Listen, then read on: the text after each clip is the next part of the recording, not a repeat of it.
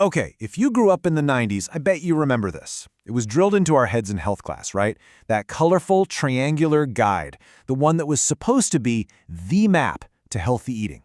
But here's the thing. Today, it's just gone. So let's get into it. We're going to talk about the story of the food pyramid, where it came from, why it totally disappeared, and what that vanishing act reveals about how our whole idea of nutrition has completely changed. Seriously, what did happen to the food pyramid? It feels like one minute it was absolutely everywhere. I'm talking school cafeteria walls, the back of cereal boxes, and the next, poof, it was replaced by a plate. It's kind of wild when you think about it. So to really get where we are today, we've got to go back and look at the icon that shaped how millions of us learned to think about food. And let's be real here. For a long time, this pyramid didn't feel like a friendly suggestion. It felt like the law.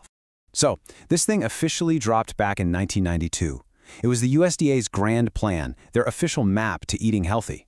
And the idea was pretty simple, right? It's a visual hierarchy. The stuff at the big, wide bottom, you're supposed to eat a lot of that. The stuff at the tiny little tip, yeah, not so much.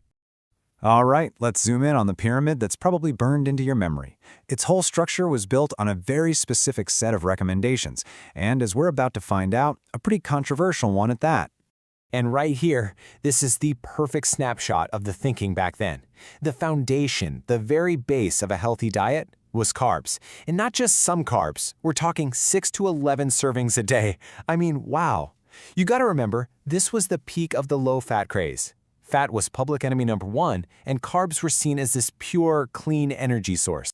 But, almost as soon as this thing became a household name, people started asking some tough questions. Scientists, doctors, even just regular folks started pointing out some pretty major flaws. And suddenly, that solid foundation of nutritional advice, well, it started to show some serious cracks. And the criticism really kicked off with a simple, very practical problem. It was just confusing. I mean, this quote nails it.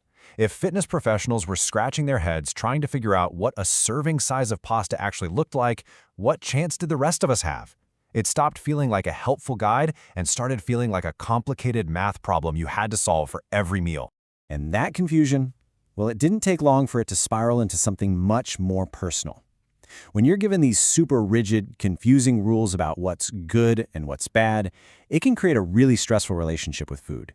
It stopped being about nourishing your body and started being about compliance. And that just breeds guilt and anxiety every time you sit down to eat. So as the years went by, that personal frustration started to bubble up into widespread public distrust. And that's when you start hearing things like this. People genuinely began to feel like they'd been misled.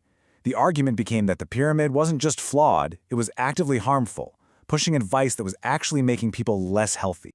Okay, so when you boil it all down, the backlash really came down to 4 key things. First, critics started pointing fingers at food industry lobbyists, especially from the grain and dairy industries, saying they had way too much influence on those serving sizes. Second, that high-carb, low-fat mantra was being directly linked to the rise in health problems like obesity and type 2 diabetes.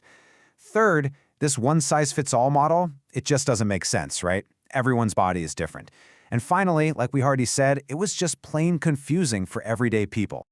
All right, so with all this criticism piling up, and with nutrition science itself evolving, the USDA knew they couldn't just ignore it. They had to do something. And that kicked off this long process of completely rethinking how to talk to people about food, which eventually led to a total overhaul. But as you can see here, this was not a quick fix. It wasn't a straight line from A to B. So you have the original pyramid in '92. Then in 2005, they tried to fix it with something called My Pyramid. Remember that one? It was this super abstract pyramid with rainbow stripes and a stick figure climbing up the side, and honestly, it might have been even more confusing.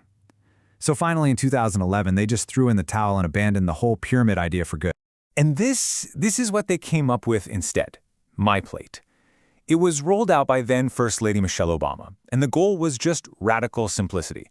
No more counting servings, no more complicated hierarchies, just a simple, intuitive visual that looks like the thing you actually eat off of, a plate.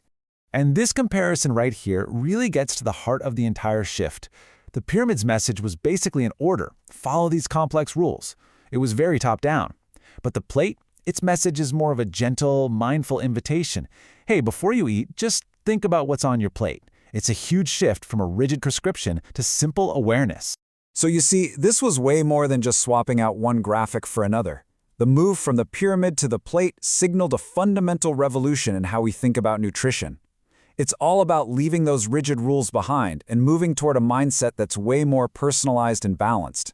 And this new food philosophy is really built on a few core ideas. It's about focusing on whole, unprocessed foods as much as you can. It's about personalizing your diet because, hey, your needs are unique. It's about practicing mindful eating and actually listening to your body's cues, when you're hungry, when you're full. And maybe most importantly, it's about embracing balance and moderation, not restriction. It's about getting rid of that guilt. Okay, so that all sounds great in theory, but let's get practical. How do you actually use this new philosophy to build a meal? Well, with the My Plate method, it's actually surprisingly easy. First things first, it starts with the actual plate. Most nutrition experts recommend using a simple 9-inch dinner plate. It's a super simple trick that automatically helps you keep your portion sizes in check. No measuring cups, no scales, no counting. And here's the method itself. Think of it like a visual formula. You take your plate and you fill half of it with fruits and vegetables, all that good color. Then you fill 1/4 with whole grains, things like brown rice or quinoa. The final quarter gets filled with lean protein. And if you want, you can add a serving of dairy on the side. That's literally it. It's a blueprint, not a strict rulebook. And the real key here is focusing on the quality of what's on the plate. The goal is to pick those brightly colored, nutrient-packed vegetables and lean, high-quality proteins like chicken or fish. It's about making every section of your plate really work for your health. Maybe the most important thing to take away from this whole new approach is that it's about progress, not perfection. It's about making small changes you can actually stick with. And maybe most importantly, it's about healing that stressful, sometimes broken relationship with food that so many of us got from those old, rigid systems. So really, when you look at the whole story, the journey from the pyramid to the plate is so much more than just a change in a government logo. It's a story about our entire culture shifting, moving away from strict, one-size-fits-all rules to an approach that empowers each of us to be more personal and mindful about how we eat. And all of this leaves us with a pretty fascinating question to chew on. As science keeps showing us just how incredibly unique our nutritional needs are, right down to our DNA, it really makes you wonder, is the whole idea of a single perfect diet for everybody, is that era officially over for good?